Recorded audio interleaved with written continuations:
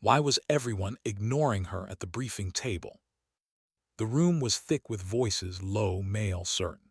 Maps spread under fluorescent light. The kind of light that made every face look older, every line deeper. But not hers. She was 30, though half the room thought she looked barely 25. Chief Warrant Officer 3 Develin Caraway stood there in her flight suit, helmet under her arm, trying to speak past the noise. No one was listening. They never did. Helmand Province, August. The kind of heat that makes the air hum. The walls of the operations center vibrated with the distant whine of helicopters and the static chatter of radios. A place where men made decisions from behind maps while other men bled out miles away in the dust. Develin had heard the numbers before she came in, 40 wounded. By the time she'd crossed the flight line and reached the door, it was 70. Now, standing at the edge of the map table, she watched the operations officer jot something down in marker and mutter, 340 casualties confirmed. The number didn't sound real. 340 Marines, cut off, pinned down, a kill zone the Pentagon already labeled unsalvageable. She swallowed. The sound of it felt loud in her throat. Colonel Ashford was running the show. Stiff posture, silver hair cropped short, chest full of ribbons that said experience, eyes that said don't interrupt me. He didn't see her walk in, or maybe he did and just decided she wasn't worth seeing. Her hands tightened on the helmet, the plastic creaked. They had been talking air corridors, suppression patterns, artillery delay times. The phrases all sounded the same, careful, calculated, detached. No one in that room was thinking about the smell of blood or the sound of someone trying to breathe through a chest wound. Develin knew both. And she knew something else. Every minute they waited was a death sentence. She cleared her throat. "Sir, I can get in there." The room fell briefly quiet. Ashford looked up, eyes narrowing as if trying to place a rank tab. "Caraway, right? Medevac detachment." "Yes, sir, Blackhawk. I've flown similar LZs in Cunnar and Wardeck. If I come in low from the west, I can." He cut her off. "Negative, the valley locked down. We've already lost one bird trying to extract wounded. We're not losing another." His words landed like cold metal. She opened her mouth again, but before she could speak, Major Canella, the operations officer, turned toward her. His voice was flat, professional, dismissive. "This isn't your call, Chief. You're here to fly when ordered. Right now, no one's ordering anything. Understood?" There it was. That tone, the one that said you're not one of us. Her jaw tightened. "Understood, sir." But she didn't move.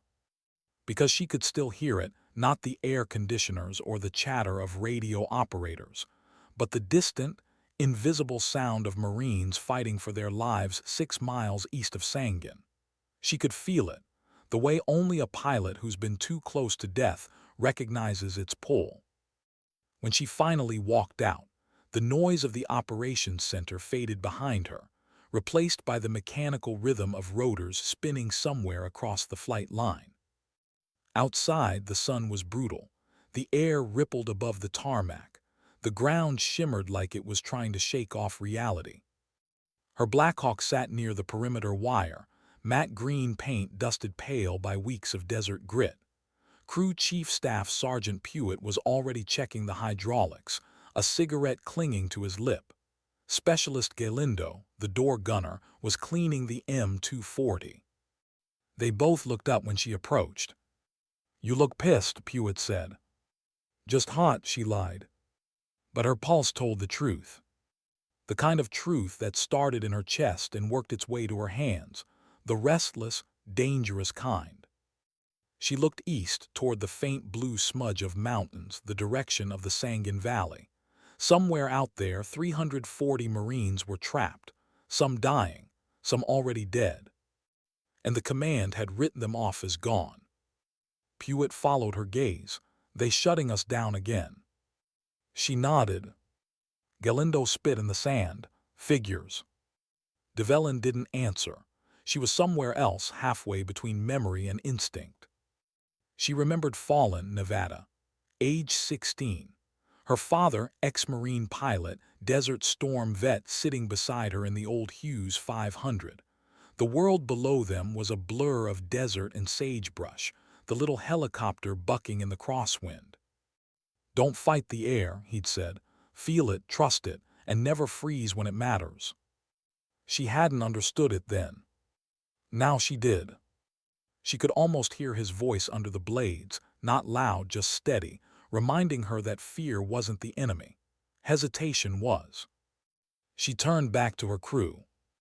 "Finish pre-flight," she said. "All systems hot. I want her ready in 5." Pewitt froze. "We got clearance." "We will by the time we lift," she said quietly. The tone in her voice was calm, too calm, the kind that made both men glance at each other, then back at her. They'd flown with her long enough to recognize it, the sound of someone who'd already decided. As Pewitt and Galindo went back to work, Develin walked toward the co-pilot's seat, where Chief Warrant Officer Tu Huang was running diagnostics. His helmet was already clipped in. He looked up. "We got orders." She met his eyes. "We've got Marines dying." "That's not an order." "No," she said, sliding into the left seat. "It's a reason." For a long moment he didn't speak, then he just nodded once. "Copy that." Inside the cockpit, everything felt smaller, quieter. The world reduced to instruments, reflections, and breath. Her gloved hands hovered over the switches. Each one represented something final, a commitment, a step away from protocol and closer to court-martial. Her headset crackled. "Leatherneck Tower, this is Dustoff 27. Request immediate clearance eastbound for medical emergency extraction. Grid." She stopped mid-sentence. "Static." Then another voice came through, Colonel Ashford. Cold, direct. "Dustoff 27, you are not cleared for flight. That's a direct order. Stand down immediately." Develin's throat went dry. She pressed the transmit key. "Copy that, sir." Then she set the radio to silent, flipped the master switch, and felt the vibration surge through the airframe. The Blackhawk came alive beneath her. Engines whining, rotors biting at the sky. She didn't look toward the tower, didn't look back at the operations center. Because she couldn't. Sometimes courage isn't loud. It's the quiet click of a switch flipped against everything you've been told. The bird lifted, sand exploding outward in a pale halo. As Leatherneck shrank behind them, Huang's voice came through the intercom. "You sure about this?" "No," she said, "but I know what happens if we don't." Below, the desert unrolled like an old scar, brown, endless, unforgiving. Develin dropped the bird low, hugging the terrain, tracing the dry wadis and ridgelines that cut across Helmand like veins. The radio stayed quiet. At 120 knots, the Blackhawk became an extension of her pulse, steady, deliberate, almost alive. In the distance, the horizon flickered with faint smoke. Sangan. The place no one was supposed to go. She adjusted altitude, eyes scanning for movement. Her crew stayed silent, the kind of silence that wasn't fear, it was focus. Then faint through the static came a voice. "Dustoff, this is Reaper 6. We've got 83 urgent surgical, 120 non-ambulatory. We're running out of time." It was the company commander. His voice cracked on the last word. Develin keyed the mic. "Copy that, Reaper. I see your smoke. We're inbound. Hold on." She killed the transmission, looked at Huang. 3 minutes. He didn't respond, just nodded again and checked his weapon. The Sangan Valley opened up before them, a stretch of dirt and broken walls scarred by years of war. Smoke curled from burning vehicles. The sun glared off twisted metal. And then movement. Dozens of Marines, small as insects from above, clustered behind a half-collapsed ditch. Beyond them, the high ground burned with muzzle flashes. "Jesus," Pewitt whispered. RPG trails arced through the air like fireflies. Develin's breathing slowed. Her hands stopped trembling. Everything narrowed. Sound thought time. The kind of calm that comes only when fear and focus become the same thing. She rolled the bird sideways, dropping fast. The altimeter spun. 500 feet, 200, 100. Rounds started cracking against the fuselage. Taking fire, Galindo yelled. I see it. She flared hard, nose up, rotors screaming. The bird slammed down in the dry riverbed, a perfect hit, even through the storm of bullets. Go, she shouted. Pewitt and Galindo were already out, laying suppressing fire as Marines dragged the wounded toward the chopper. Develin held the cyclic steady, watching her gauges dance. Hydraulics yellow, fuel green, pressure red line. Every instinct screamed get out. But she stayed. Because this was the part no one else understood, that saving someone didn't always mean surviving yourself. Minutes stretched. Bodies loaded. Voices shouted over the roar of rotors. And then Pewitt slapped the side of the fuselage. Go. Develin yanked the collective. The Blackhawk surged upward. RPGs streaked past. One exploded too close. The shockwave slammed her head back, alarms blaring. But the bird held. She banked west low and fast. The world tilted, dust, smoke, fire, sky, then leveled. Behind her, 30 Marines were still breathing. She didn't know if it would be enough. She just knew she had to go back. How many times can a person gamble their life before the odds catch up? The first run should have been her last. Every pilot knew that. Every gunner watching from Leatherneck's tower said the same thing later. She shouldn't have made it out of that valley alive. But she did.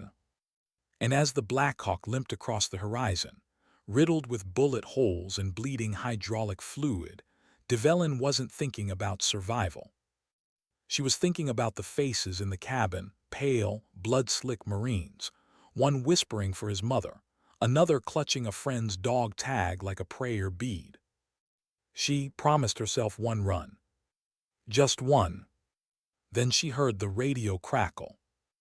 Dust off 27, we still have over 200 casualties on the ground.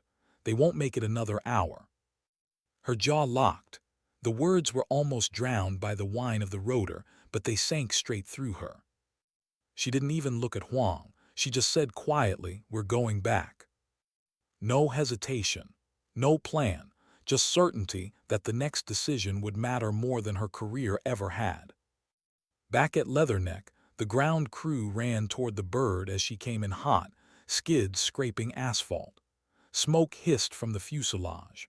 The second rotor blade trembled like it wanted to snap off. The maintenance chief waved his arms. You're leaking hydraulics. You can't take that bird up again. Develin unbuckled and shouted over the noise.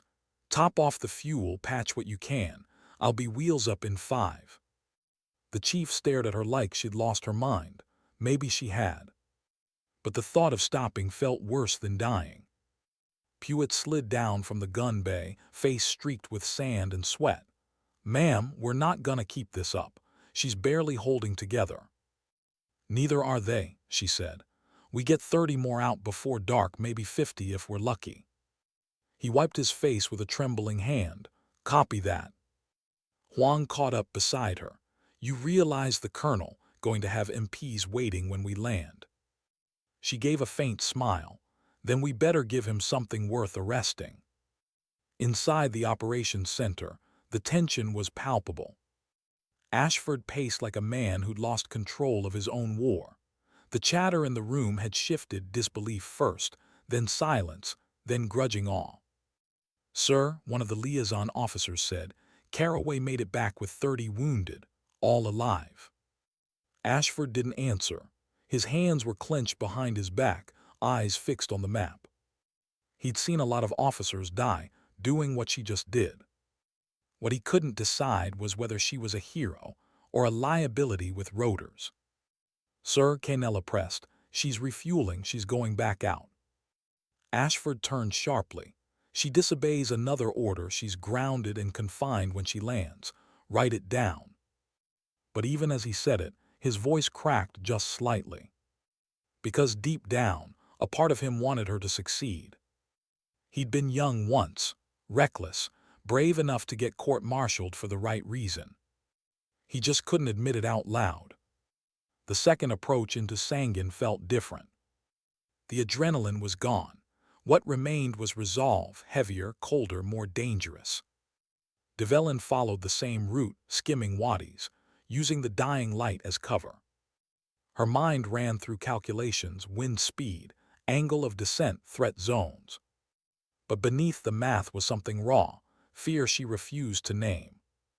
As the valley opened below, smoke drifted across the low ground like ghosts.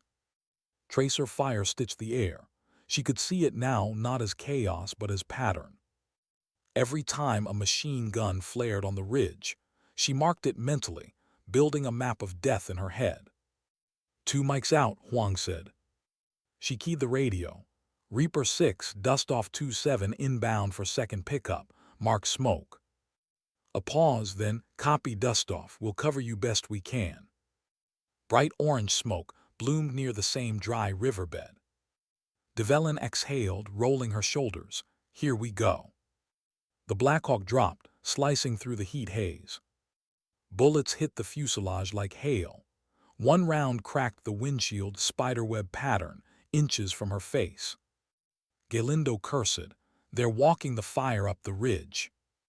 Then make them look somewhere else, she said. Both door guns opened up deep, rhythmic bursts echoing across the valley. She could feel each vibration through her spine. The skids hit dirt. Marines rushed forward again, hauling more wounded, shouting over the chaos. One collapsed halfway, legs shredded. Pewitt jumped out, grabbed the man under his arms, dragged him the rest of the way in. Blood pooled under the litters. The smell hit like metal and sand. 5 seconds, Huang yelled. Make it 10, she said. Rounds chewed into the sand beside her window. A mortar landed close. The blast slapped the side of the bird, pitching it sideways. She fought the controls, muscles screaming, hold on. Pewitt gave the thumbs up. That's all of them. Then we're gone. She yanked collective. The Blackhawk clawed upward, tail swinging wide. Another explosion, closer this time, dust clouds swallowing the horizon. They burst through it, coughing through the intercom static, until the valley fell away beneath them. Huang's breathing was ragged. 2 trips, Dev, we push again, we're done. She didn't answer, not yet. Because something inside her wouldn't let go, the image of the wounded still lying in that ditch. She couldn't forget their eyes when she'd lifted off, the silent question, you're coming back, right? By the third run, fatigue was setting in. Her fingers cramped around the cyclic. She'd lost track of how many bullet impacts the hull had taken. The cockpit smelled like fuel and cordite. Her world had narrowed to routine, lift, dive, land, load, climb. Nothing else existed. At Leatherneck, crews scrambled to reload stretchers and IV bags as she taxied in. The same maintenance chief threw his wrench down and shouted, "You're gonna kill that helicopter." "She's already dying," Develin shot back. "We're just deciding how fast." Huang slumped in his seat, sweat dripping from his neck. "You ever think about what happens when we don't come back?" She glanced at him. "You ever think about what happens if we don't go?" He laughed once, a tired, broken sound, and went back to checking the gauges. They were airborne again, before anyone could stop them. By mid-afternoon, the sky had turned the color of copper. Each run blurred into the next, chaos, smoke, blood, lift, repeat. Even her thoughts began to slow, replaced by flashes of memory. Her father's hands guiding hers on the stick. The first time she hovered alone. His voice, fear sharpens focus, not weakens it. The sound of rounds hitting the fuselage snapped her back. Trip 4. Trip 5. She lost count after that. Her headset crackled with voices, some clear, some broken by static. Marines thanking her. others begging for another pickup. Some voices stopped halfway through a sentence. She landed again anyway. Every time the skids touched dirt, she told herself, "This is the last one." Every time she lifted, she whispered one more. Back at Leatherneck, the flight line was a haze of heat and disbelief. Other pilots started prepping birds, inspired, shamed, or both. One of them, Captain Redding, jogged to her as she refueled. "Caraway, you're insane." "Probably." He looked at the shot-up fuselage, holes big enough to slide fingers through. "You've proved it can be done. Let us take the next one." She shook her head. "They know my approach now. I can thread it again before dark. You try to copy it, you'll get torn up. Then you're gonna die out there." She gave a thin smile. "Not today." And just like that, she lifted again, rotor wash whipping dust into his eyes until she vanished over the berm. The sixth flight nearly broke her. Halfway to the valley, one of the hydraulic lines ruptured. The controls stiffened. The tail rotor vibrated like it wanted to tear free. Warning lights glowed across the panel. Huang's voice was urgent. "We lose pressure, we're done." "I know." She compensated, trimming hard left, forcing the bird to obey. When they hit the valley again, she could feel the machine fighting her, every landing heavier, every takeoff slower. Pewett's voice over the intercom was raw. "Ma'am, we're out of luck on this one. You keep her down another 30 seconds, we're toast." She glanced through the cracked windshield. Marines were still coming. Still dragging bodies. Still alive. 30 seconds, she said softly. "Then we're gone." They made it out with seconds to spare. The bird groaned as they climbed, wounded metal trying to hold itself together through sheer defiance. By sunset, her arms felt like concrete. The sun bled into the horizon, staining the sky orange-red, the same color as the desert and the same color as everything she'd carried that day. Trip 7, the final one. She didn't remember deciding to go again. Her body just moved, driven by momentum and something deeper, duty, guilt, maybe faith. As she descended into the valley one last time, the smoke had thinned. The gunfire was weaker. Even the air felt tired. Pewett's voice was hoarse. "This is it, ma'am. Either we finish this or the bird finishes us." "Let's finish it," she said. The landing was rough. The skids hit rock, bounced, then settled. Marines poured in, less chaos now, more quiet determination. Every one of them looked at her like she was something they couldn't explain. An angel, a ghost, a pilot who refused to stop coming. When the last stretcher was loaded, she glanced across the field. Bodies lay covered in ponchos. But the living were going home. She lifted for the last time. The rotors screamed, the airframe shuddered, but it held. And for a brief moment, as the valley fell away beneath them, the sky seemed to open vast, golden, endless. Back at Leatherneck, the sun was gone. Floodlights glared against the tarmac as her bird touched down, skids screeching. The helicopter shuddered to a halt, smoking, leaking, barely whole. Pewett climbed out, shoulders sagging. Galindo followed, too tired to unstrap his helmet. Develin stayed in the seat, staring at the gauges until the engine finally wound down. The silence that followed felt louder than gunfire. When she climbed down, Ashford was waiting. No salute, no lecture yet, just eyes that had seen something shift inside themselves. "You brought them back," he said quietly. She nodded, couldn't find words.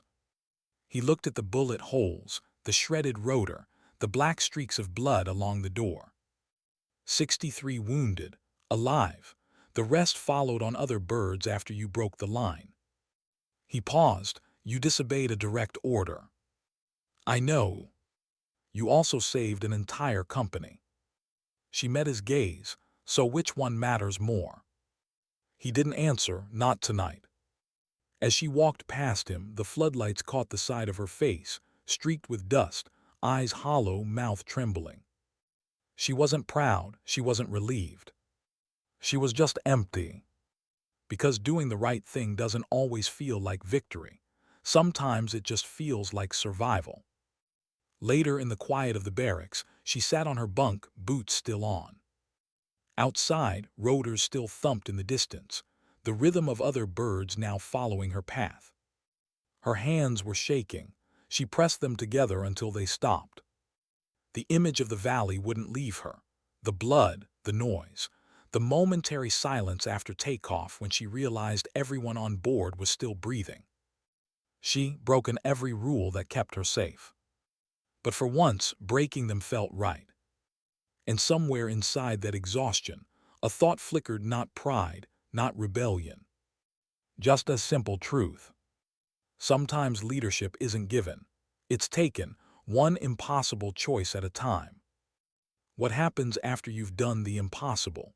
When the noise stops, and all that's left is the silence you brought back with you. Develin didn't sleep that night.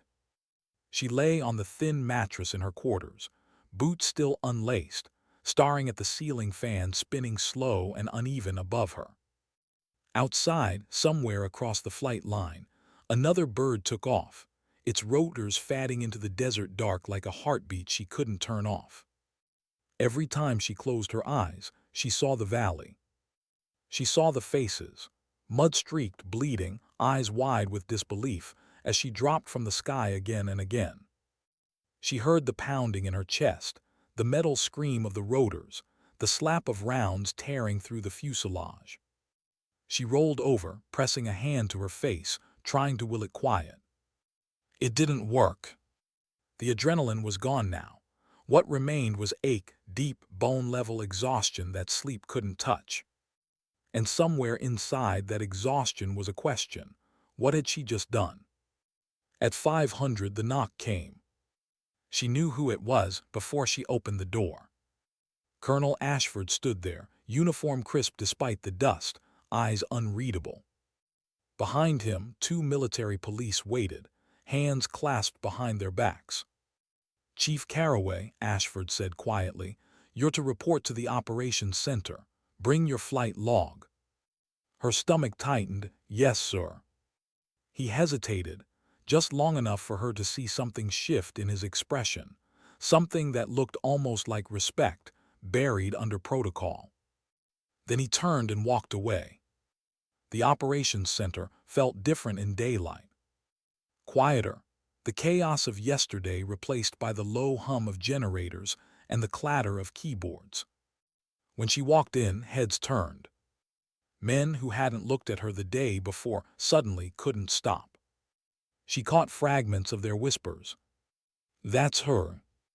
Angel of Sangan. She went 7 runs." She hated the nickname already. Ashford stood at the map table again, but the maps were different now. Less red, more green. Alive. He didn't make her wait. "Chief Carraway, as of now, your actions yesterday are under formal review for violation of direct orders, Article 92. She nodded once. "Understood, sir." He continued, voice measured. "However, Task Force Command has also recommended you for the Distinguished Flying Cross." The room went silent. For a moment, she thought she'd misheard him. Ashford's gaze stayed steady. "Both processes will run concurrently. You'll face a board review. In the meantime, you're grounded until further notice." The words hit harder than she expected. Grounded. It felt like being cut off from air. "Yes, sir," she said softly. As she turned to leave, he called after her, "Chief." She stopped. "You saved 341 Marines. You also risked 3 of your own. Command will ask which of those matters more. Make sure you know your answer." She met his eyes. "I already do." And she walked out. The next 3 days passed in fragments. Interviews, reports, debriefs. Each one the same. Emotion stripped out, questions clinical. "Did you understand the order to stand down?" "Yes." "Did you knowingly disobey that order?" "Yes." Did you believe the decision was justified? She paused every time before answering. It was necessary. They wrote that word down, necessary, like they didn't know what it meant. Between sessions, she sat on the edge of the tarmac, watching other birds lift into the sky. She could feel the vibration in her chest and had to fight the urge to stand, to walk toward the sound, to climb back in. Huang joined her once, coffee in hand, eyes bloodshot. "Board says we're clear," he said. "No charges for the crew." She exhaled slowly. "Good. You're still up for the Article 92, though. They'll decide next week." "Yeah." He sipped, then looked at her sideways. "You'd do it again, wouldn't you?" She didn't answer at first. The horizon shimmered under the afternoon heat. Then she said quietly, "If it meant they got to go home every damn time." He nodded, not smiling. "That's what I figured." By the 5th day, letters started arriving. Not from command. From the Marines she'd pulled out of the valley. Some came through official mail, others scrawled on scraps of paper, handed off by messengers. Thank you notes, photos, drawings from kids back home. She didn't know what to do with them. One envelope had no return address. Inside was a single folded page. "You don't know me. You pulled my son out of that ditch. He came home yesterday. I don't know what rule you broke, but thank you for breaking it." She read it twice, then a third time. The paper trembled slightly in her hands. That night she tucked it into the pocket of her flight suit, the same one that still smelled of fuel and cordite. When the investigation finally concluded, they called her back to the operations tent. Ashford was there, along with a JAG officer and 2 colonels from Task Force Command. The verdict was brief. No court-martial. A formal reprimand entered into her record. Recommendation for the Distinguished Flying Cross approved. Ashford dismissed the others, then stood across from her. "You got lucky," he said. She met his gaze. "No, sir, I got stubborn." He almost smiled. "Same thing sometimes." For a long moment, neither spoke. Then he said quietly, "You changed something here, Chief. I don't know if you realize that yet." She frowned. "Sir." He gestured around the tent. "Yesterday, 2 pilots volunteered to fly into Wardeck under fire. Day before that, the medevac detachment started cross-training Marines for emergency extraction. You lit a fuse." Develin looked down, unsure what to say. She hadn't set out to inspire anyone. She just refused to watch people die. Ashford continued, voice softer now. "There are rules for a reason, but every rule depends on someone having the courage to break it when the reason stops making sense." He let that hang in the air, then almost reluctantly dismissed Chief and "Good work." She saluted, "Thank you, sir." As she turned to leave, he added, "They're calling you the Angel of Sangan. I told them angels don't argue with colonels." She allowed herself a small grin. Then maybe they picked the wrong word. Weeks later, Leatherneck quieted down. The news cycle moved on. The valley was cleared. The war went on as wars always do, louder in headlines than in memory. But for her, the noise stayed. Each morning she still woke before dawn, listening to the desert breathe. Each evening she still found herself standing near her grounded Blackhawk, fingers tracing the patched bullet holes like old scars. The maintenance crew had offered to repaint her hull, cover the damage. She told them to leave it. "Bird earned every mark," she said. One afternoon, as the sun dipped low, Pewitt and Galindo found her there. Pewitt had a new patch on his shoulder. Galindo carried 2 cans of cold soda like they were treasure. "Rumor says you're going home soon," Pewitt said. "Maybe," she replied. "Command's rotating me stateside for instructor duty." "About time someone learned from you instead of yelling at you." She laughed softly. "That'll be the day." They stood together for a while. watching another medevac bird lift off into the glowing horizon. Galindo said quietly, "You ever think about what it means, all of it?" She looked at him. "What part?" "The part where we're alive because you didn't listen." She exhaled, the sound half sigh, half thought. "I think about it every day." Silence settled again, warm wind, smell of jet fuel. Finally she said, "You know what my dad used to tell me? The difference between courage and stupidity is about 3 seconds of judgment. Guess I just got lucky on timing." Pewitt smirked. "Guess so." They clinked cans quietly, like a toast no one needed to explain. Her flight home was uneventful. Cargo plane, bench seats, engines humming steady. She stared out through the small circular window at the stars scattered over the dark desert below. She thought about all the faces, her crew, Ashford, the Marines, her father. She thought about what waited for her back in Nevada, a hangar, a small airfield, open sky. And she thought about something else, the moment she'd lifted off for the first run, knowing she might never come back. How strangely calm she'd felt. Not brave, just certain. That certainty still lingered. Fallen, Nevada. The smell of sage and hot wind and motor oil. Her father's hangar looked the same as it had when she was 16, tools scattered, coffee mug ringed with dust, the old Hughes 500 resting like a sleeping animal in the corner. He met her at the door, hair whiter now, hands still stained with grease. No words at first, just a hug that said everything. After a while he pulled back, studying her face. "You look tired." She smiled faintly. "I am." "You fly enough, you'll never sleep the same again." "Yeah," she said quietly, "I know." They went up that evening, just like old times. The little chopper lifted into the twilight, the desert stretching out below like a faded map. He let her take the stick, still remember the passes. Every inch. They wove through the canyons, the sun dropping behind the ridgeline, light washing the world in gold. For the first time in months, she felt something close to peace. When they landed, he killed the engine and the silence rolled back in. He turned to her, "Heard what you did." She shrugged. "It got out." He smiled, not proud, just knowing. "You broke the rule I told you never to break." She frowned. "Which one?"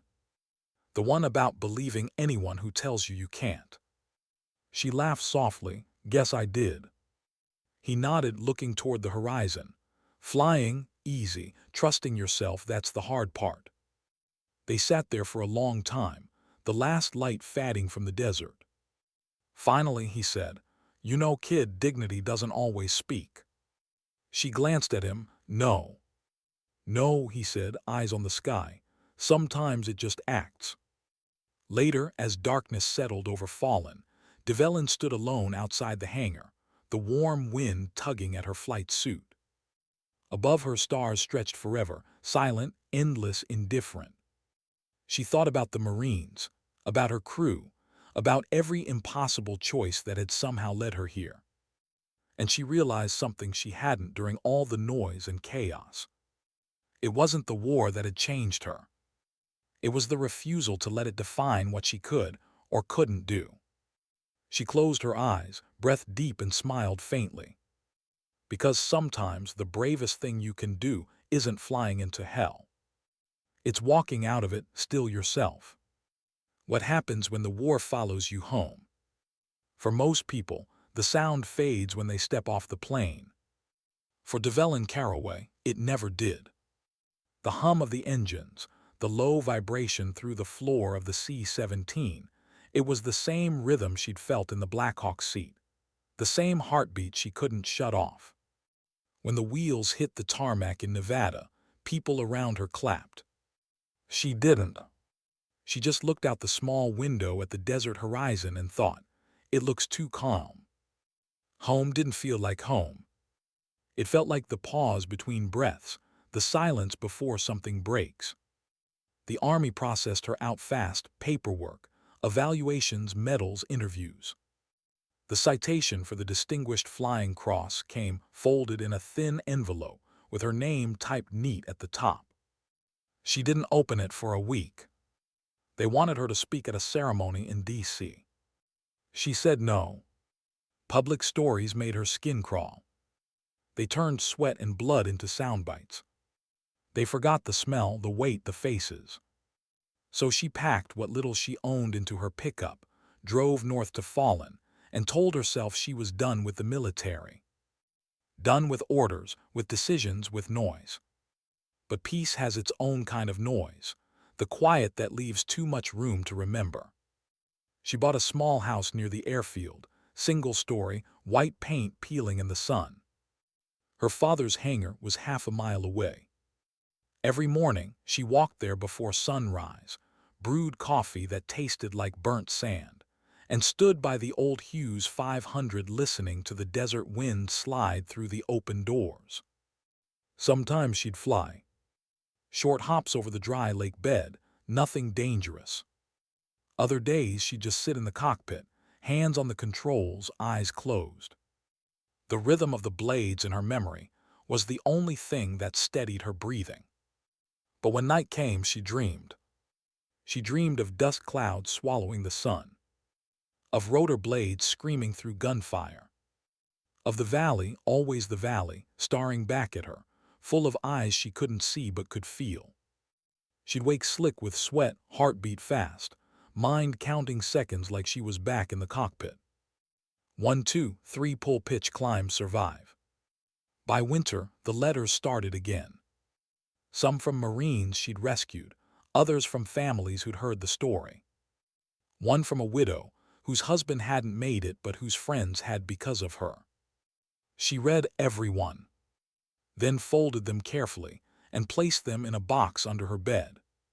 She never wrote back. It wasn't guilt. It was fear.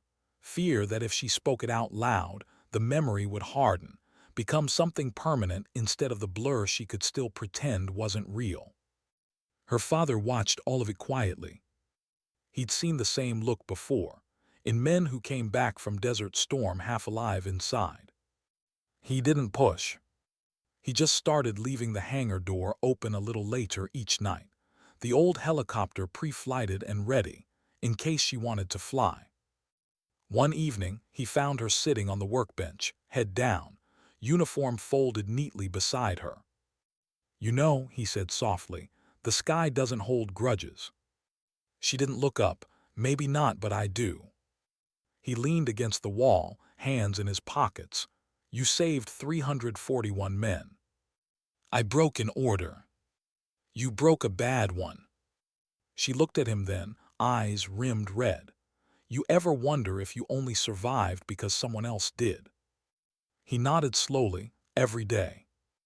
They stood there in silence until the wind pushed through the open hangar, carrying the smell of oil and dust.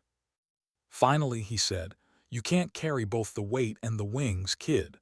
One of them's gotta go." She didn't answer, but she knew which one she'd kept.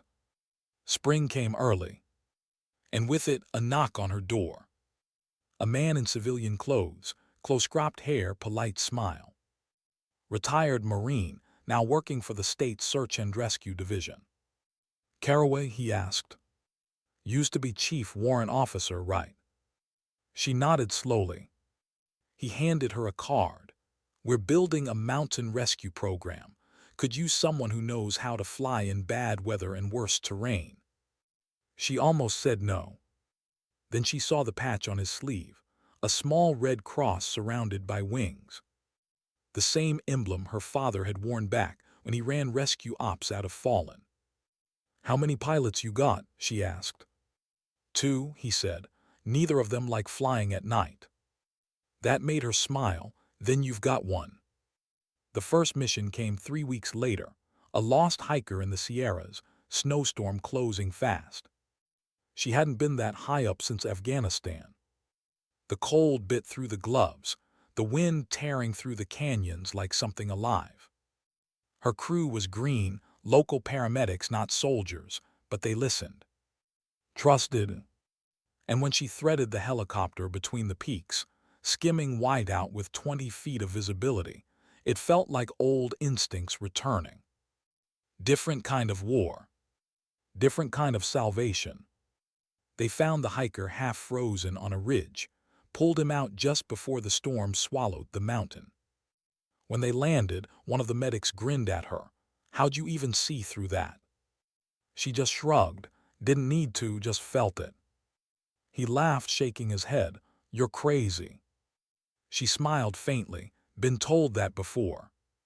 Flying rescue wasn't combat, but it was close enough to keep her heart steady. Every mission was a race against time, a quiet rebellion against the impossible. And sometimes, late at night when the rotor washed blue snow into her face, she felt something that almost resembled peace. Word spread fast about the pilot who never turned down a call, who dropped into canyons other birds wouldn't touch. Locals started calling her Sky Ghost. She didn't hate that one. It sounded distant enough to belong to someone else. One evening, after a rough mountain extraction, she got a call from a number she didn't recognize. She almost ignored it. Then curiosity won. "Caraway," she answered. A pause, then a man's voice, steady, familiar. "Ma'am, this is Captain Harris, Sangan Valley, Reaper 6. Her breath caught. "Captain, I heard you were flying Civ Rescue now. Wanted to say I never got to thank you for what you did." She swallowed hard. "You already did, Captain, you survived." He chuckled softly. "That I did. Married now, kid on the way. Every time I look at my wife I think none of that happens if you didn't break that order." Silence on the line, just breathing. Then he said quietly, "You ever come east we owe you a beer, or about 300 of them." She smiled. "I'll hold you to it." When the call ended, she sat in the dark for a long time, phone still in her hand. Then she whispered to no one, "Worth it, every second." Years passed. The nightmares faded but never left. She learned to live around them. In the mornings, she taught young pilots how to read terrain, how to listen to wind, how to stay calm when everything inside screamed panic. She told them, fear isn't weakness, it's information. They listened, some wrote it down. At night, she'd walk the hangar rows, touching the metal skins of helicopters like she was checking for a pulse. Every bird had a story. Some had more scars than others. So did she. One summer evening, she found a letter slipped under her hangar door. No name, no address, just handwriting she didn't recognize. "I was one of the Marines you pulled out first. I stayed in. 3 tours since. Every time I fly into a bad zone, I remember your bird coming through the smoke. You showed me what courage looks like when it's quiet. Thought you should know." She folded the letter slowly, eyes burning. For the first time in years, she didn't hide the tears. They weren't about guilt anymore. They were about release. Later that night, she sat outside on the tarmac, legs dangling off the tail skid of her rescue chopper, staring up at the stars. The desert air was warm, the silence deep. No gunfire, no chaos, just her breathing slow and even. She thought about everything that had brought her here. The orders she broke. The men she saved. The ones she couldn't. And the cost of it all. Maybe heroism wasn't about medals or stories or even survival. Maybe it was about motion, keeping on even when no one asked you to. She tilted her head back, eyes half closed, whispering to the dark. "Still flying, Dad, still feeling it." A soft wind brushed her face like an answer. A week later, she was called out again, missing climbers near the White Mountains. The weather turned ugly fast, rain hammering the canopy, lightning tearing the sky. She could have waited. She didn't. Halfway there, the turbulence hit hard, the helicopter tossing like a toy. Her co-pilot panicked. "We can't hold it." She steadied her hands on the controls. "We can, just breathe." The younger pilot's voice cracked. "How do you stay calm?" Develin smiled faintly. Because someone once told me the worst thing you can do when someone's life, on the line, is hesitate. They made it through the storm, found the climbers, brought them home. When they landed, the rescue team cheered, but Develin just sat there, eyes closed, breathing in the smell of rain and jet fuel. Every drop on the canopy sounded like memory. Not pain, not pride, just life. Later, back at the hangar, she finally opened the envelope containing her medal citation. The words were the same as always: heroism, gallantry, distinguished conduct under fire. But one line caught her eye. For extraordinary courage, judgment, and disregard for personal safety in the preservation of human life. She traced that line with her thumb, then folded the paper again, slipped it back into its envelope, and placed it beside the letter from the Marine. 2 pieces of paper. 2 reasons that everything had been worth it. That night, she stood alone at the edge of the runway. The moon hung low, lighting the desert in silver. Her helicopter sat behind her, silent, waiting. She looked east, toward a horizon she'd once flown into without permission, without certainty, but with purpose. She whispered to herself, still there, still flying toward it. And she smiled, a quiet, tired smile that held everything she'd ever been. Because sometimes redemption doesn't come from forgetting the fire. It comes from learning to fly through it again, without fear, without apology, without waiting for orders. How do you move forward when the past refuses to stay behind you? For Chief Warrant Officer Develin Caraway, retired, rescuer teacher, the question came back on a quiet morning in late autumn. The desert was still. The sun, low and pale, painted the hangars gold. She just finished inspecting her helicopter when the phone rang. Not the office line. Her personal one. "Caraway," she answered. The voice on the other end was gravelly, older, familiar. "This is Colonel Ashford." She froze. "Sir." He chuckled softly. "Didn't expect me, did you?" She blinked, staring out across the runway. "Not exactly." "Relax, I'm retired too. They finally realized I'd done enough yelling for one lifetime." There was warmth in his tone now, a dry, weathered sort that only comes from surviving too many years and too many regrets. He paused. "I've been following what you've been doing, the rescue flights, the training program, impressive work." "Just doing my job," she said softly. "Yeah," he murmured, "you said that in Sangan too." The silence between them was long and thick. Then Ashford said, "I didn't call just to reminisce. I wanted to ask you something off the record." She straightened slightly, instinct kicking in. "What kind of something?" "There's a situation, not combat, civilian. A small UN relief team missing near the Pakistani border. The area's a no-fly zone for most outfits, weather's gone bad. But someone up the chain remembered your name. They asked if you'd consider consulting, unofficially." Develin's heart gave a small, sharp kick. "Afghanistan." She hadn't said that word aloud in years. She took a slow breath. "You said unofficial." "Yes, no paperwork, no press. Just eyes and advice. I know you said you'd never go back, but—" He let it hang there. He didn't have to finish. She could already feel the pull, the whisper of rotors, the hum of heat, the ghosts calling her name. "Send me the details," she said quietly. That night she didn't sleep. She sat at her kitchen table, the glow from her laptop painting her face pale in the dark. Satellite images, terrain maps, weather patterns. 3 aid workers and 2 local guides, missing 48 hours in a valley she knew by heart. Different name now, same scars in the earth. She rubbed her temples, whispering to the empty room, "Why does it always circle back?" Her father's old flight jacket hung on the chair beside her. She reached out, touched the worn leather. He used to say, "The sky remembers everything."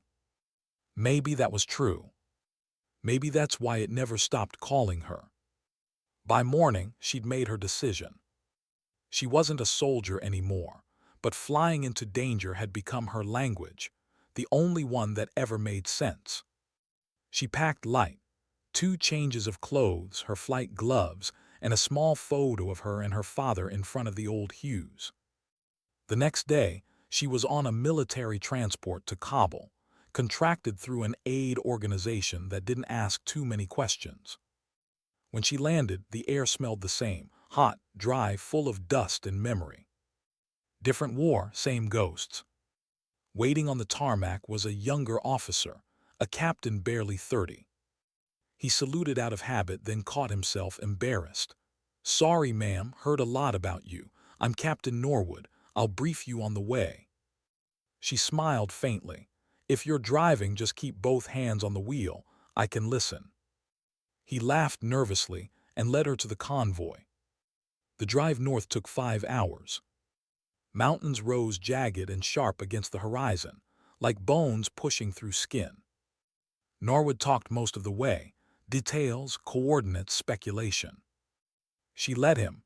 She wasn't listening to the words so much as the tone. It was the sound of someone still believing everything could be solved if you just made the right plan. She remembered that sound once, before the valley had taught her otherwise. They reached the forward camp by nightfall, just a cluster of tents and a flickering generator light. Relief workers huddled near a radio, faces drawn tight from exhaustion and worry. The moment she stepped out, they looked at her like she'd brought something heavier than help, like she carried certainty itself. She hated that.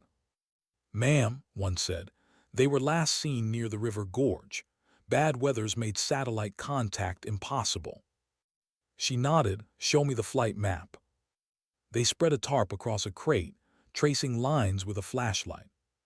She followed the terrain with her finger, seeing it not as lines and numbers but as angles and airflows, danger and instinct. "That ridge," she murmured, pointing. "They'd try to skirt the gorge there, stay below radar. If they hit fog or downdraft, they'd be down in the basin," Norwood finished quietly. She looked at him. "Exactly." He hesitated. "You're not thinking of going up, are you?" She smiled without humor. "You don't find people by sitting still." The next morning, she was in the air again. Different helicopter, same hum. The local pilot looked nervous. Weather bad, visibility 50 meters. She checked the instruments. "Then we fly 50 meters at a time." He stared. "You serious?" "Completely." As the helicopter rose into the thick morning haze, the desert fell away beneath them. She could feel every vibration, every subtle change in the air. The rhythm of flight returned like muscle memory, settling into her bones. The fog swallowed them whole. She leaned forward, eyes narrow, reading the terrain through instinct as much as instruments. Wind shear hit hard. The pilot swore, hands fighting the cyclic. Develin placed her hand over his. "Ease it, don't fight it, feel it." He looked at her, breathing fast. "You've flown this before." She nodded once, "A long time ago." Minutes stretched, the radio hissed. Then faint through the fog, a glint. "Bank left," she said quickly. "There." The wreck appeared out of the mist like a ghost, twisted metal half buried in the sand. They landed nearby. 2 of the guides were dead, but 3 aid workers were alive, cold, dehydrated, clinging to each other in the wreckage. When they saw the helicopter, one of them began to cry. Develin moved fast, coordinating extraction, wrapping blankets around shaking shoulders, guiding them into the cabin. The pilot watched her work with quiet awe. Every motion precise, calm, unhurried. She was back in Sangan, and yet not. Different lives this time. Same purpose. When they lifted off, the valley dropped away below, fading into fog once more. The rescued woman, maybe 30, whispered through cracked lips, "You came back." Develin looked at her, eyes soft. "We always do." They landed at the relief camp as the sun broke through the clouds. Light spilled across the sand like forgiveness. Norwood was waiting, packing until he saw the helicopter touch down. When the rescued were carried out, his shoulders sagged in relief. Then he looked at Develin, her expression unreadable, calm but distant. He approached slowly. "You did it." She shook her head. "We did it." He paused. "You could have died out there." She smiled faintly. "Wouldn't be the first time." He didn't know what to say to that. As the medics tended to the survivors, she walked away toward the ridge, away from the noise. The wind carried dust into her hair, the same dry heat she'd once sworn she'd never feel again. She closed her eyes. And for a second, just one, she heard the ghosts. Not haunting, just watching. Approving. Later that night, Ashford called again. "I heard you found them." "We did." "You're a stubborn woman, Caraway." "Always was." He chuckled. "You realize you've just broken another half-dozen protocols." "Feels nostalgic," she said. He laughed softly, then his voice shifted quieter. "I wanted to say something I should have said years ago. You were right, back in Sangan, about everything." She leaned against the tent pole, eyes on the horizon. "No, sir, I was just first." He let out a breath. "You ever regret it?" She thought about the faces, the ones she'd saved, the ones she couldn't. And then she said, "Regret, just the part of courage that comes later. You learn to live with both." The line stayed quiet for a while. Then Ashford said, "You know, Caraway, you might just be the best pilot I ever yelled at." She smiled. "I'll take that as a compliment." "You should." The line clicked dead. But his words lingered like warmth. The next morning, she stood at the edge of the airfield as the local crews prepped their aircraft. The rescued aid workers waved before boarding their transport. She waved back small, almost shy. She wasn't used to being thanked. It felt heavier than gunfire somehow. Norwood walked up beside her, heading back stateside. "Yeah, time to go home." He nodded, then hesitated. "You think you'll ever stop flying?" She smiled faintly, eyes on the horizon. "No, some of us aren't built to stop. We're built to keep finding reasons." That night, her last in-country, she wrote a letter she'd never written before. Not to command. Not to family. To the Marines she'd saved all those years ago.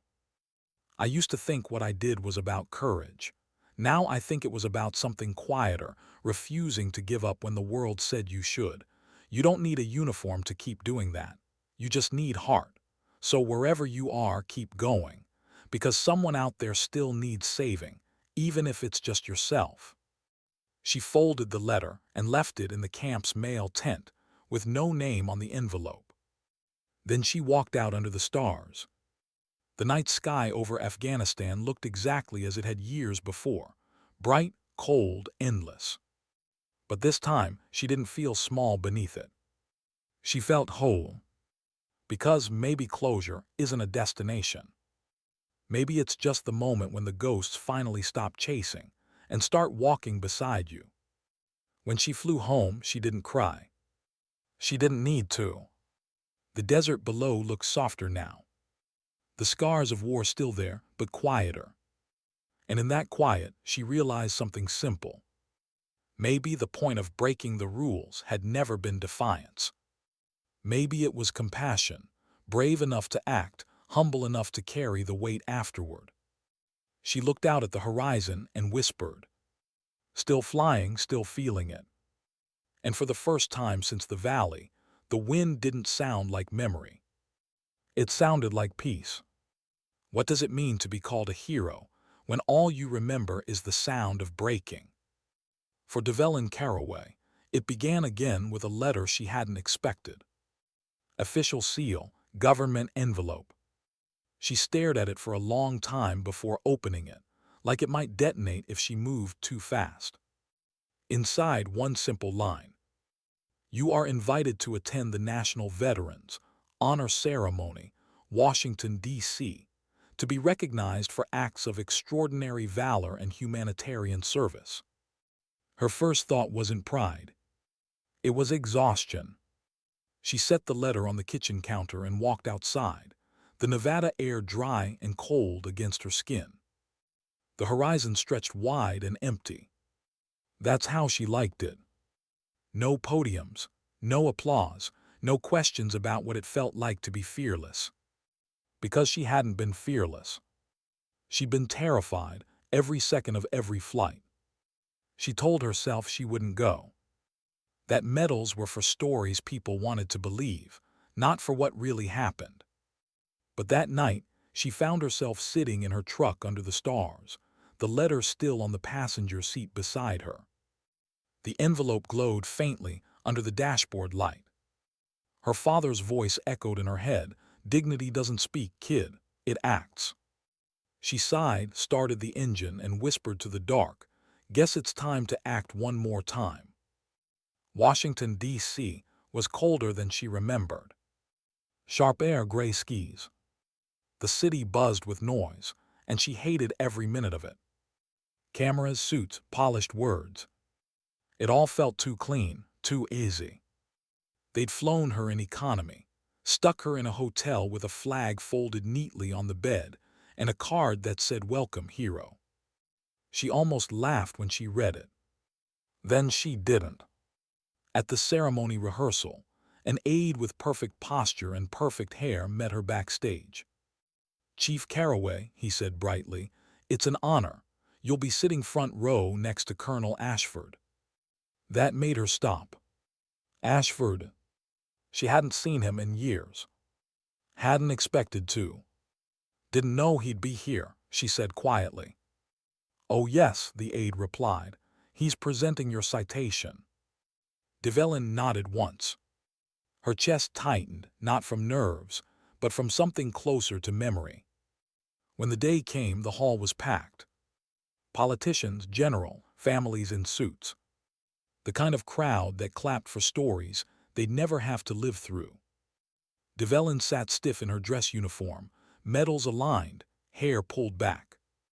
The lights felt too bright, like interrogation lamps. The speaker read from a script, voice smooth and practiced. "Chief Warrant Officer Develin Carraway, U.S. Army Aviation, for extraordinary heroism in combat operations, and for continued humanitarian service saving lives beyond the call of duty." Applause. Develin's stomach twisted.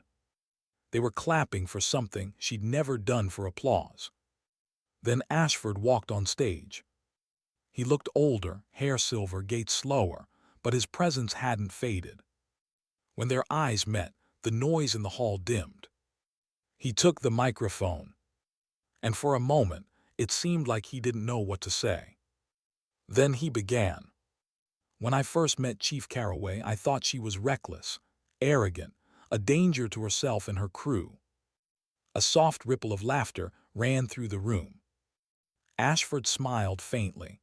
"Turns out I was right about one thing: she was dangerous, but not to her crew, not to her mission. She was dangerous to complacency, to fear, to every rule that forgets what rules are meant to protect: human life." Develin's throat tightened. Ashford looked straight at her. "She disobeyed me, and because she did, 341 Marines came home. I learned something that day: courage doesn't always ask permission." The room went quiet. You could hear the sound of people breathing. Then the applause started again, louder, deeper, heavier. Develin stood, moved toward the stage, every step slow. Ashford met her halfway, holding out the medal. Their eyes met again. He whispered, "You still hate ceremonies." She smiled slightly, more than ever. He chuckled, "Good, means you haven't changed."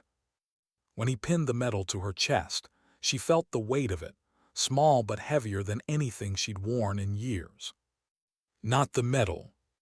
The meaning. It wasn't pride. It was memory, compressed into something that looked like honor. Afterward, reporters swarmed her outside. Microphones, cameras. Chief Caraway, how does it feel to be a hero?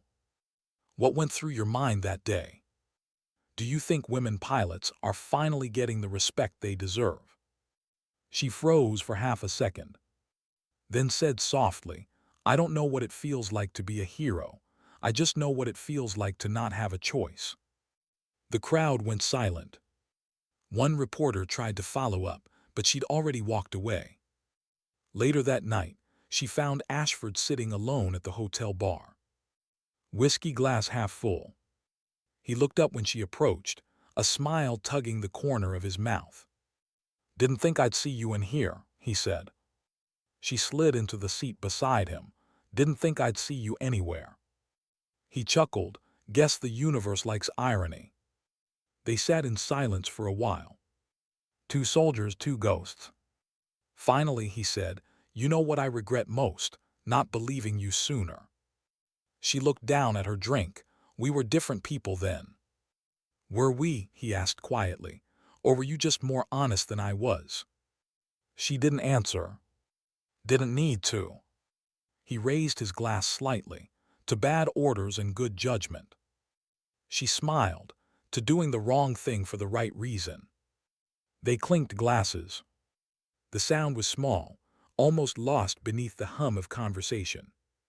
But it felt like closure, two ghosts forgiving each other without saying the words. She flew home the next morning, medal still pinned to her uniform. The flight attendants smiled when they saw it. One of them whispered to another, she's a pilot, I think. Develin stared out the window, the city shrinking below. She didn't feel like a pilot anymore. She just felt human. And maybe that was enough. Back in Fallen, she hung the medal on a nail in the hangar wall.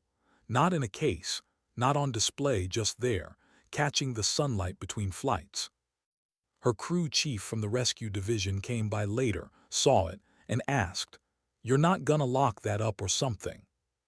She shook her head. It doesn't belong in a box. He frowned. Why not? She smiled faintly. Because it's not about me, it's about them.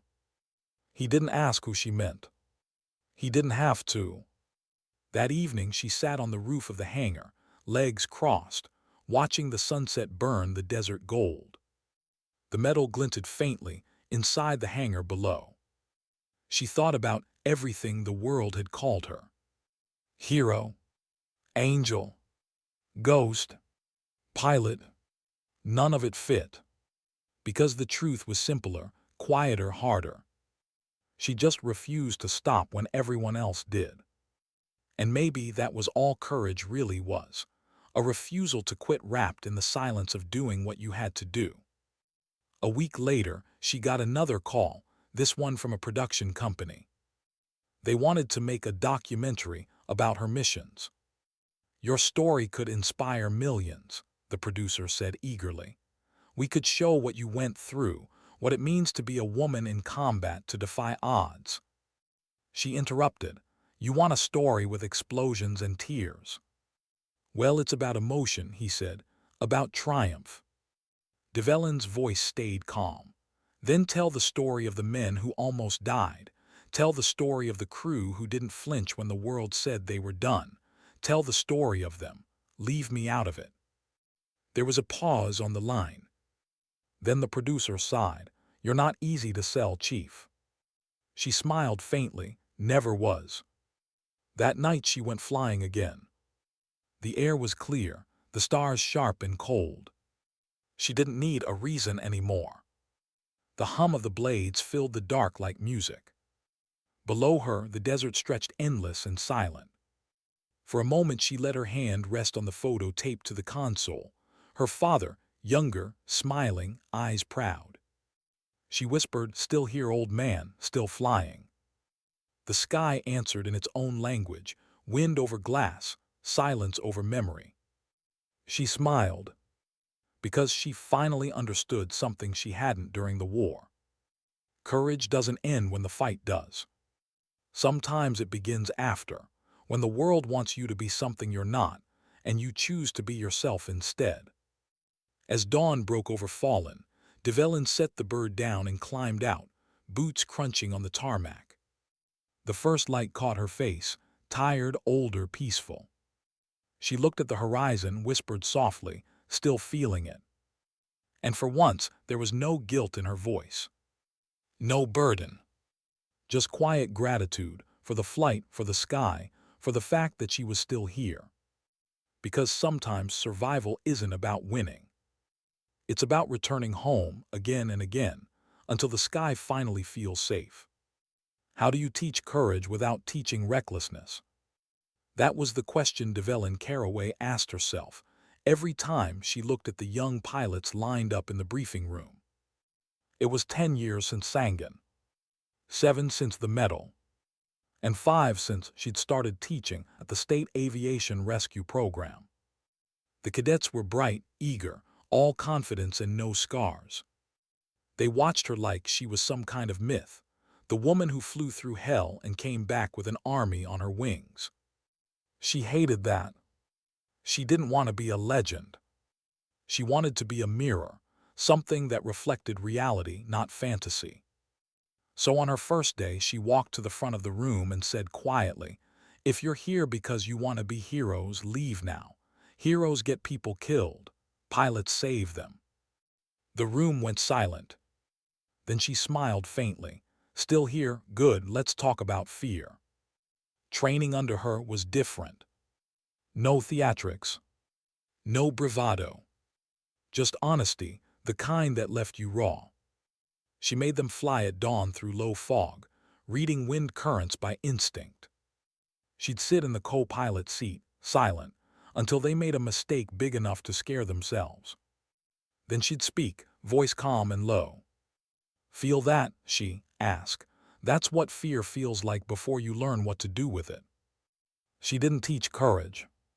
She taught awareness, the fine line between action and hesitation, the space where lives were saved or lost. By the end of the course, every one of them flew quieter, steadier, sharper. No swagger. Just respect for the air, for the job, for the unseen weight of command. One pilot, though, stood out. Lieutenant Aria Sloan.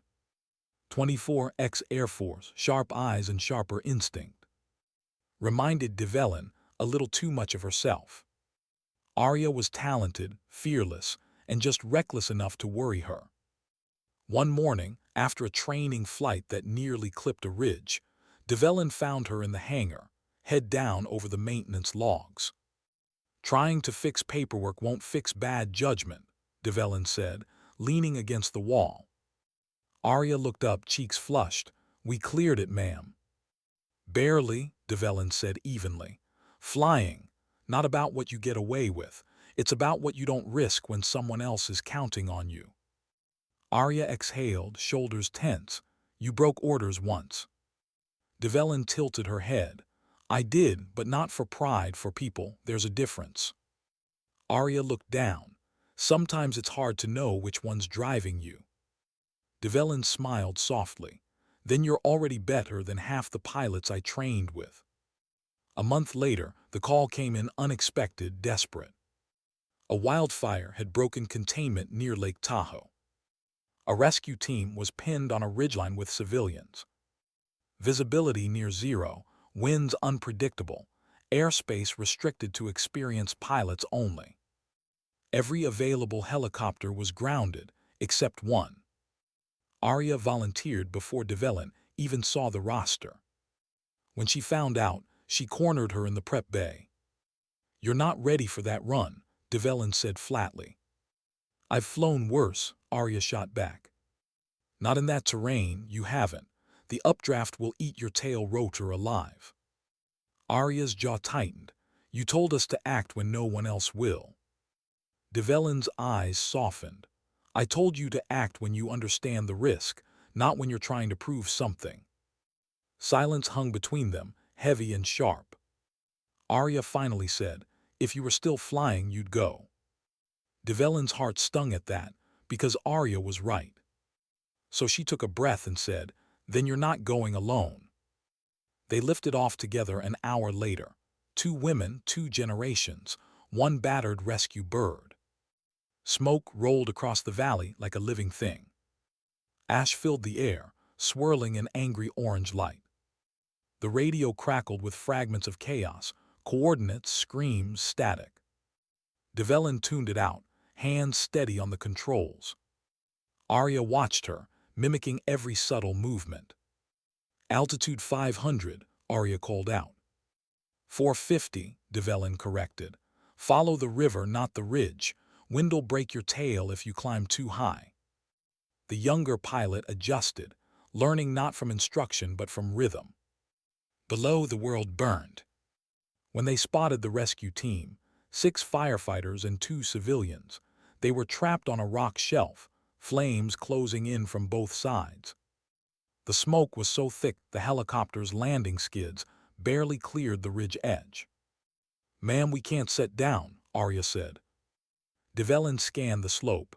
"We don't need to. Hover and drop the harnesses." The bird wavered, buffeted by the heat. "Steady," Develin murmured. "Use your fingertips, not your arms. Feel the air like it's breathing." Aria adjusted. The chopper steadied. One by one, the survivors clipped in and rose through the haze. Each face that came through the smoke felt like another heartbeat she'd been missing for years. When the last one was aboard, Develin said softly, "We're done. Let's go home." They climbed through the red sky, the world below fading into a sea of fire. Aria looked over, face streaked with sweat. "You really never stop, do you?" Develin smiled faintly, not when someone's still waiting to be pulled out. They landed at the base just as night fell. Crews ran forward to help the wounded, shouting over the rotors. When Develin cut the engine, the silence hit like a wave. Aria turned to her. "You knew the risk and went anyway." Develin met her eyes. "Yeah, but this time I didn't go alone." For a long moment, neither spoke. Then Aria said quietly, "You think I did all right?" Develin smiled. "You did better than I did my first time." Aria laughed softly, relief breaking through. "I'll take that as approval." "You should," Develin said, standing.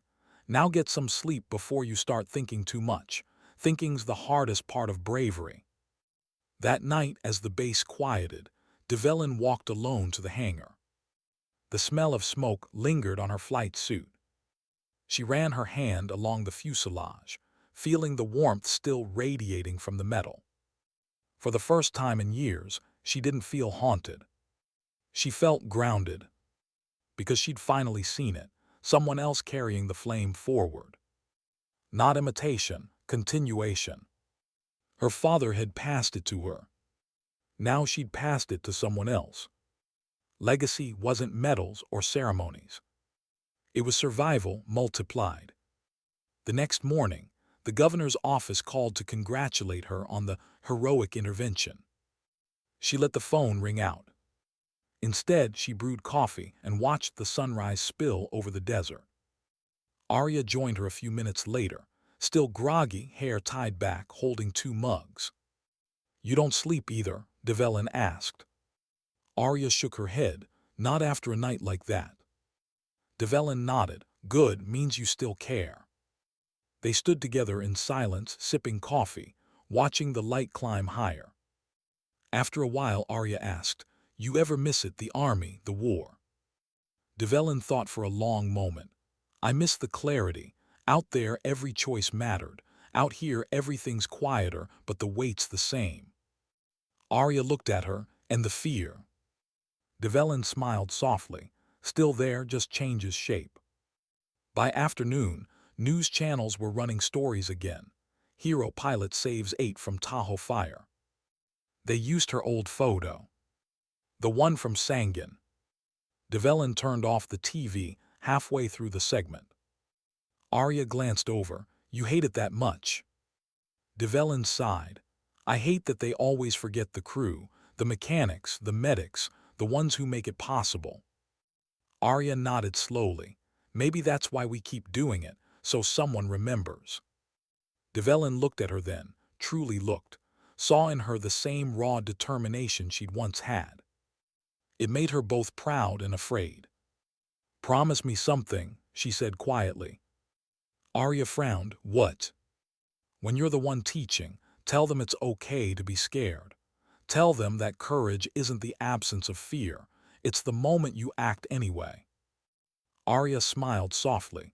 You really think I'll be teaching one day? Develin's eyes warmed. You already are. That evening, a storm rolled in, unexpected and fierce. Wind rattled the hangar doors. Lightning tore across the horizon. Most people went home early. Develin stayed. She liked the noise. It reminded her of flying through chaos, except this time she didn't have to. She stood in the open doorway, wind whipping her hair loose, rain hitting her face, and thought about the path that had led her here. She wasn't the same woman who'd flown into Sangan. She wasn't the broken one who came home, or the reluctant one who took the medal. She was something steadier, a bridge between the fire and the calm. And in that moment, she understood something her father had once said but she'd never really believed. You don't conquer fear, kid. You carry it well enough that others can walk beside you. She smiled at the memory, whispered to the rain, still carrying it, Dad, just lighter now. Later, when the storm passed, Aria found her still there. Thought you'd gone home, she said. Develin shook her head, not yet. Aria joined her at the doorway, staring out at the wet tarmac glowing under the lights. Then she said, You know, one day they'll tell your story in classrooms. Develin laughed quietly. They already do, I just hope they tell it right. Aria smiled, and how's that? Develin looked out at the horizon, eyes soft. Not about war, not about glory, just about the quiet kind of strength that doesn't wait for permission. They stood together in silence, the night settling around them, two pilots bound by something deeper than orders or medals, understanding. And somewhere out in the dark, thunder rolled one last time, low and distant, like the echo of rotor blades fading into memory. Because some stories don't end in triumph. They end in peace, and in the hands of those who will carry them forward. When do you know you've done enough? For Chief Warrant Officer Develin Caraway, that question came to her on a quiet morning 15 years after Sangan. When the phone didn't ring, the hangar stayed still, and the sky outside was just blue. No missions. No alarms. No calls for help. Just peace. And it terrified her more than any war zone ever had. She stood in the doorway of the airfield office, hands wrapped around a coffee mug gone cold. The desert stretched out beyond the tarmac, gold and silent. For years she'd been in motion, rescue after rescue, training, mentoring, flying until the sky became her heartbeat. Now, for the first time, there was nothing left to fly for. She took a long breath and whispered, Maybe this is what it feels like when the world doesn't need you anymore. But the words didn't sound right. Because she didn't believe them. Not really. A week later, she got a letter in the mail, handwritten, rare these days. The return address made her smile. It was from Lieutenant Aria Sloan. The note was simple. Chief, I'm taking command of the new Regional Rescue Wing. I couldn't have done it without you. I still hear your voice in every bad decision I stop myself from making. Thought you'd want to know. At the bottom, a photo, Aria standing with her new crew beside a rescue helicopter, sunlight spilling across their faces. Behind them, stenciled in black letters on the fuselage, were the words, For those still waiting. Develin sat down hard, the letter trembling in her hands. She didn't cry. Not quite. But her eyes stayed wet for a long time. Because that, right there, that was the answer she'd been searching for. The world didn't stop needing her. It just started needing what she'd built. That night she walked to the hangar one last time. The air smelled of oil and rain and memory. Her old helicopter, the one she'd rebuilt and flown on her last rescue, sat under a tarp, engine cold, paint fading. She ran her hand across its metal skin like you'd touch an old friend. "You and me, huh?" she murmured. "Guess we both outlasted the noise." She climbed inside, not to fly, just to sit. The seat creaked under her weight, familiar, comforting. She closed her eyes and let the hum of remembered engines fill the silence. It was like hearing the past breathe again. Voices came back, not haunting but warm. Ashford's gruff laugh, her father's steady tone, the shouts of Marines she'd once thought she'd lost. Each one a heartbeat she'd carried too long. Each one saying, in their own way, "You did enough." Morning came soft and pale. She found herself on the roof of the hangar, legs crossed, watching the sunrise break over the desert. A younger mechanic passed by below and called up, "You watching the sky or saying goodbye to it?" She smiled faintly, "Both maybe." He grinned, "You ever think of writing a book or something, about everything you've done?" Develin shook her head. "Books end, stories don't, they just keep flying through the people who live them." He didn't really understand, but he nodded anyway. Then he waved and went back to work. She watched him go, the hum of the morning beginning again, the sound of engines turning, laughter echoing through the hangars. Life moving forward as it should. By noon she was cleaning out her office. Old flight logs, a cracked pair of aviators, and a photo, one she hadn't seen in years. Her standing in front of the helicopter in Sangin. Exhausted, dust-covered, but smiling barely. She turned it over. On the back someone had written, "She brought them home." She didn't remember who wrote it. Didn't matter. She set it on the desk, next to her medal. For a moment she just stared at both, the photo and the medal. Then she picked up the medal, turned it in her palm and whispered, "You've done your job too." She said it gently, inside the cockpit of the old helicopter. Let it rest there where it belonged. That evening, the rescue wing threw her a retirement dinner. Nothing fancy. Plastic cups, cheap barbecue, a few speeches that tried too hard to be funny. She sat near the edge of the crowd, smiling, letting the noise wash over her. It felt good hearing laughter again. Real laughter. Aria was there too, now a major flight suit marked with soot and sun. She handed Develin a small wrapped box. "What's this?" Develin asked. Aria smiled, "Something you forgot to give yourself." Inside was a single dog tag, engraved with simple words. "Still flying, still feeling it." Develin laughed softly, "You remembered." "I listened," Aria said. They hugged, a quiet, steady embrace that didn't need words. When they pulled back, Aria said, "You taught me what courage sounds like. It's not loud, it's not even proud, it's just steady." Develin smiled, eyes glistening. "Then I did my job right." Later that night, after everyone had gone, she stayed behind in the hangar alone. The moonlight poured through the skylight, washing over the helicopter, the floor, the tools left scattered from years of use. She walked to the cockpit, touched the controls one last time and whispered, "Thanks for getting me home." Then she climbed down, turned off the lights and closed the hangar doors behind her. Each echo of the latch sounded final, but peaceful. Outside, the desert air was cool. The stars looked impossibly close. She stood there for a long moment, breathing it in. Then she smiled, the kind of small, quiet smile that only comes when the noise is finally gone. Weeks later, the local paper ran a story. Veteran aviator Develin Caraway retires after decades of service. It was a short article, 2 paragraphs, one old photo, and a quote from Aria.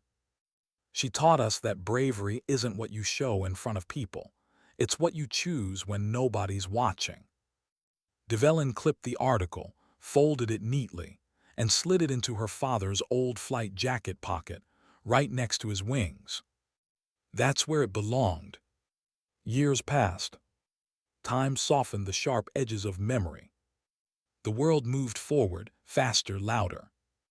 But every so often, A new rescue pilot would walk into the training center, see her photo on the wall, and ask, who was she? Someone, usually Aria, now older herself, would smile and answer, she's why you're here. The woman who didn't wait for orders when lives were on the line. The one who proved rules mean nothing if they forget compassion. And the new pilot would nod, maybe not understanding completely, but feeling something stir inside them anyway. And just like that, the story lived on. Not in textbooks, not in medals, but in the quiet courage of those who came next. On a windless evening long after, Aria stood alone at the hangar. The old helicopter still sat there, covered but preserved. Inside, on the dashboard, the metal still gleamed faintly in the dim light. She brushed the dust off it and smiled. Still flying, she whispered, still feeling it. Outside, the wind picked up soft, almost like a breath. Some say it was coincidence, but Aria swore she heard it, the faint echo of rotors far away, fading into the stars.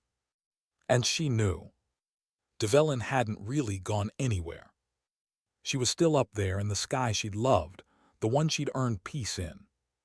Because some wars never end in blood or victory. They end in forgiveness, slow, quiet, and human. And for Develin Caraway, the woman who broke protocol to bring 340 men home from hell, forgiveness came not from medals or speeches, but from knowing she'd finally left the world softer than she found it. Sometimes dignity doesn't speak. It simply acts. And when it's done, it leaves the sky quieter. For those still waiting to come home.